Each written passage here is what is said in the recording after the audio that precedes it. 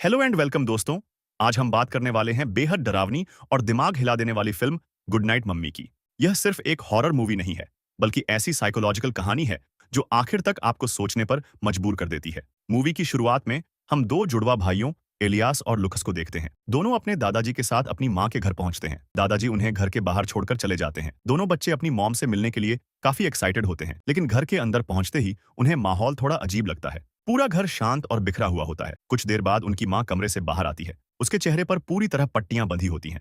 सिर्फ उसकी आंखें और मुंह दिखाई दे रहे होते हैं। वह बच्चों को बताती है कि उसकी फेस सर्जरी हुई है, इसलिए उसे आराम की जरूरत है। शुरुआत में दोनों बच्चे इस बात को मान लेते हैं, लेकिन धीरे धीरे उन्हें अपनी माँ का व्यवहार बहुत अजीब लगने लगता है। वह पहले जैसी बिल्कुल नहीं रही थी। वह सिर्फ एलियास से बात करती थी, जबकि लुक्स को पूरी तरह नजरअंदाज करती रहती थी। अगर कोई बात करनी होती तो सिर्फ उसी से करती। लुक्स अगर कुछ बोलता भी तो वह ऐसे बिहेव करती जैसे वहां कोई है ही नहीं।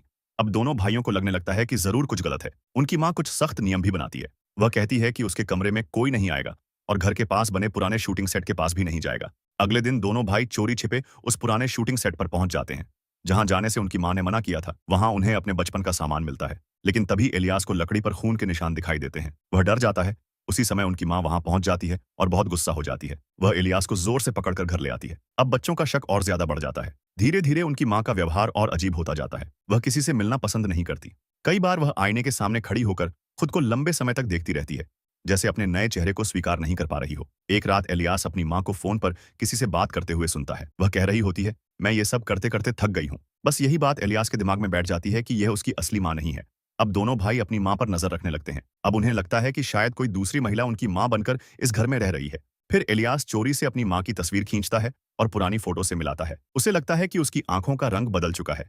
अब उसका शक और गहरा हो जाता है। एक रात एलियास अपनी मां का फेस मास्क हटाने की कोशिश करता है, लेकिन वह पकड़ लिया जाता है। उसकी मां गुस्से में उसे सजा देती है। अब दोनों भाई डर जाते हैं और फैसला करते हैं कि उन्हें सच्चाई पता करनी ही होगी। कुछ समय बाद दोनों बच्चे अपनी मां को कुर्सी से बांध देते हैं। वे उससे बार बार पूछते हैं कि उनकी असली मां कहाँ है। उनकी मां रोते हुए कहती रहती है कि वही उनकी असली मां है, लेकिन एलियास मानने को तैयार नहीं होता।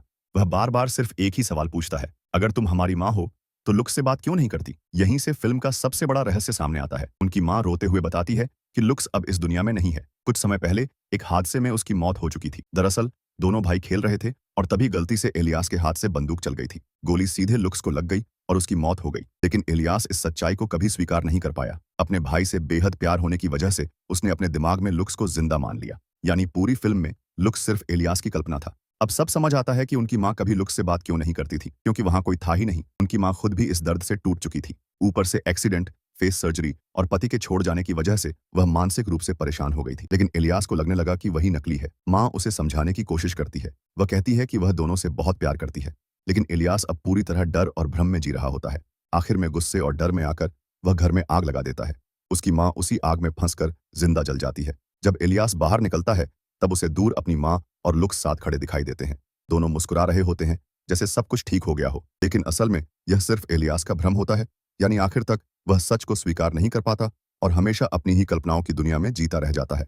और इसी डरावने और इमोशनल मोड के साथ यह फिल्म खत्म हो जाती है।